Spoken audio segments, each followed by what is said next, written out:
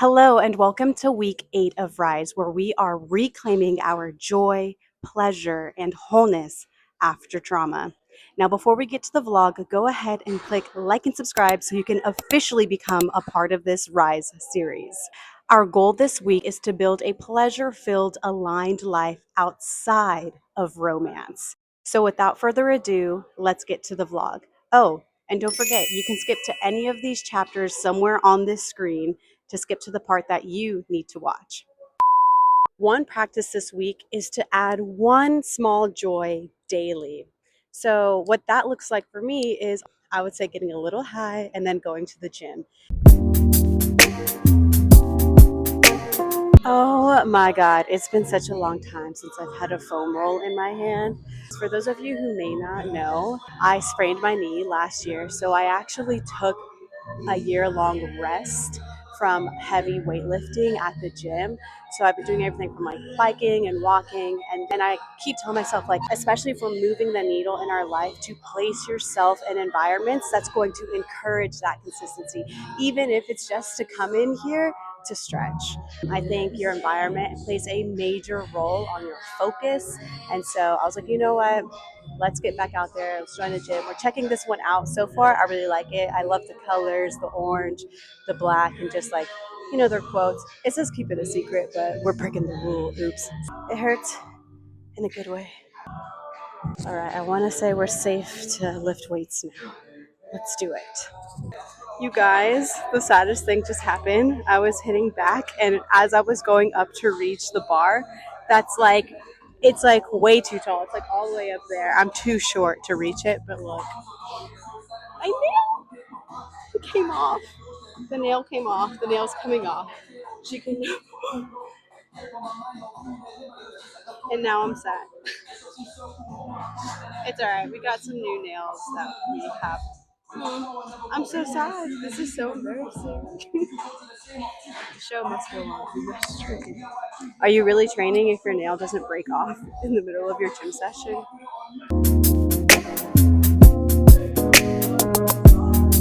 All right, so now we're gonna do glutes. Again, rebuilding that strength in our glutes and our lower body. Oh my God. Typically when I do the cable glute backs, I do 3 different variations. The first one is a donkey kick. And then the second one is gonna be a 45-degree angle kick. So it's similar to a donkey kick, you just kick at a 45-degree angle.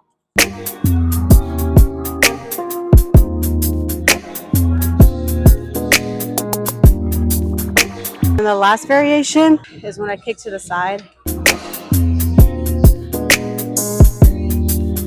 Well, I guess we had a very successful leg day today, given that my nail broke off. I am winded, but I think we did good. Day 3. Let's go, baby. Day 3. Again, what are you going to do this week that's going to encourage you to stay consistent and stay determined and stay showing up? What does that look like for you? What environment inspires greatness, so to speak? Like, what is that for you? How are you going to move the needle this year? Come on, how we started is important. It matters. So I'm encouraging you to move the needle some way, shape, or form this week, even in the smallest way, even if that's just showing up to the gym to stretch or going and joining that yoga class, joining that book club, whatever that looks like for you. Let me know what it is that you're doing. Comment it below. Look at how freaking cute these are. Like, yes, ma'am. I am a fan. Thank you, me. Thank you, me. Let's look at hand number 2. Okay, you already know.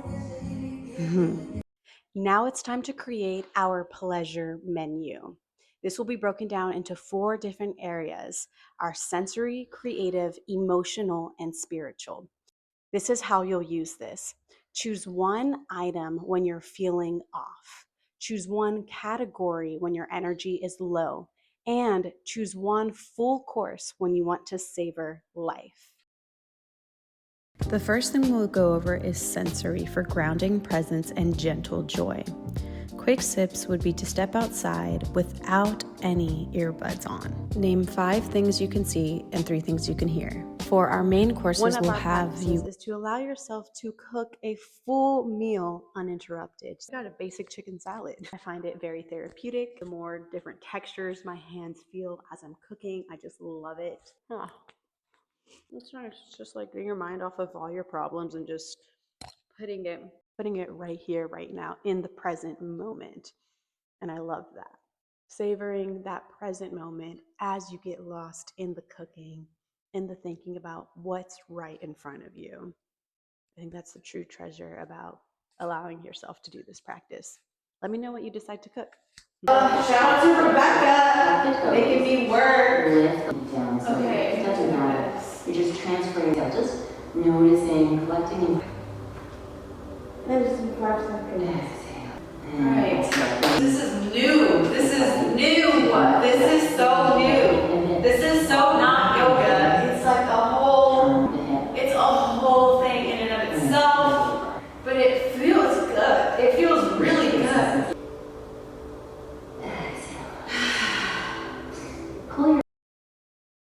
You can take a slow shower with music or some candlelight. And to top it off with our decadent treats, you can do sunbathing outside with your eyes closed. I like to add barefoot as well. Barefoot on the grass just always gives me that sensory pleasure. You can do a massage or fresh, warm sheets right before you go to bed. Next, we have creative pleasure for aliveness, curiosity, and flow. My personal favorite. This is a video of me creating something completely imperfect and being okay with it. Okay, I'm just gonna trust that y'all get the vision, okay? One thing I absolutely love about the creative pleasure, it is an outlet, especially if you deal with anger like I do, especially after last week and just honestly 1 full month of really allowing ourselves to feel the anger and to feel all the feelings that have come with the effects of sexual trauma and any new realizations that you're realizing about yourself. I just want to go ahead and show you this. My artwork, whenever I was healing from that sexual trauma the first year, I had painted this portrait and I really took my time and it was my outlet. And it got thrown away. I remember feeling so angry, like it hit my heart on a way that I feel like only an artist can feel. We're sensitive about our art, especially if it was created during a time period of healing. I can either sit here with that anger, I can just sit it and I can just let it simmer up and bottle up inside of me until one day I just explode and scream, or I can just start again. I can just start again and I'm gonna paint it again and I'm gonna let go. As I was painting today, I was telling myself to just let go. I said, okay, just like that, just like that, just let go.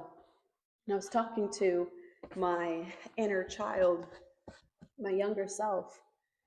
I said, just let it go, let it go, let it go, let it go. With each stroke, just let it go. The paint is going to land exactly where the paint wants to land. And sometimes it gets out of your control, and that's okay. It's all a part of painting a beautiful masterpiece. And just sitting with that conversation and applying it to my anger, I'm just like, all right, yes, we are. We're just taking our time, stroke by stroke. We're letting it go. We're letting it go because it doesn't deserve to live inside of us. It doesn't deserve to have all this power over us. It doesn't deserve that energy from us. So we're reclaiming that joy, because the number one thing, especially if you believe in God, number one scheme of the enemy is that they try to go after your joy. They try to make you focus on the things that you're lacking or that you're missing or that makes you fed up. It tries to put your focus on that, to dominate you, to control you, and make you feel miserable. And it's just like, no, I'm reclaiming that. I'm reclaiming that. I'm taking back my joy. I'm taking back my joy. You can't have that. Bye, excuse me, it's not yours to take. My joy is mine. whatever that thing is, whoever that person is, whatever happened to you that just ripped your joy right outside of you and almost had you being bitter and being negative and being pessimistic and angry. It didn't get you. It didn't get you. Because here you are sitting on your 2 feet, reclaiming that joy because that's yours. And it's nothing or no one else's to take. 2026, we're so for real about this. We are so for real about our joy. So don't let anybody take it, all right? Now we are painting the second picture that was also thrown away during my move out process, but that's okay. So we got some abstract art. Let's recreate her.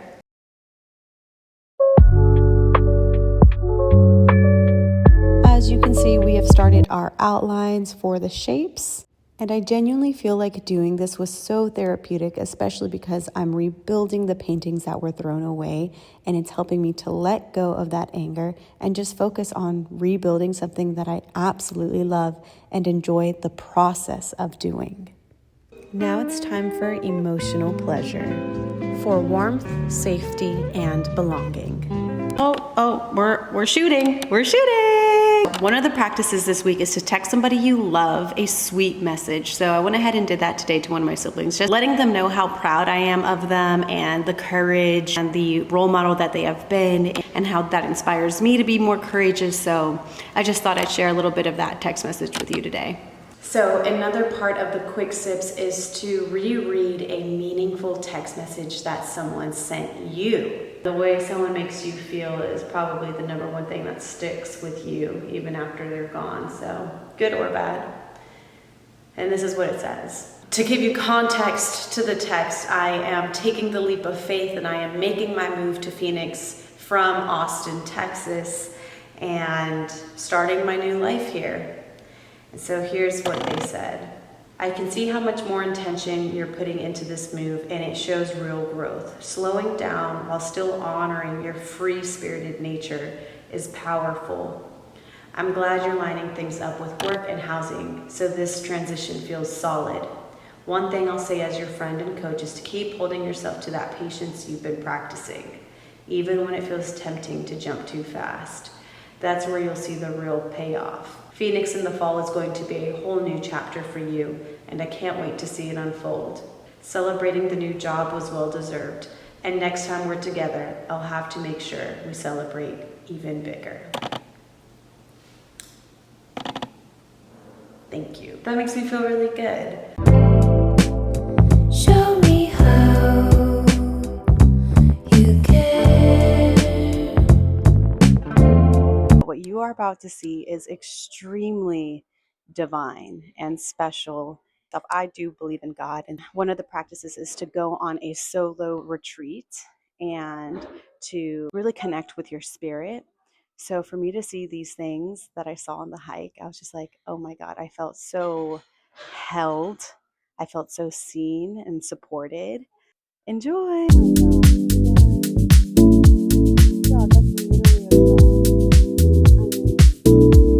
And no, y'all see this. Y'all see the cross. The cross. Oh my God. Wow.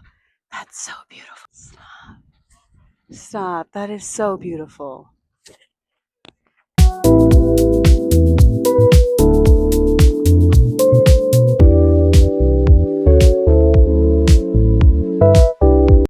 I had to vlog this. Somebody left a freaking box of donuts for everybody who hiked this morning. Like, whoever that is. Shout out to Mr. Maple. Thank you. Thank you. All right, you already know it's time for our journal prompts.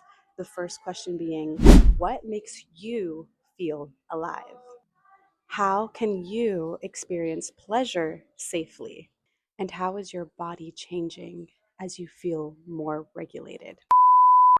Thank you so much for tuning in. I want to connect with you. Let me know which practices will you be doing this week. Go ahead and comment it below. And if you haven't already done so, go ahead and hit like and subscribe, and I will see you next week.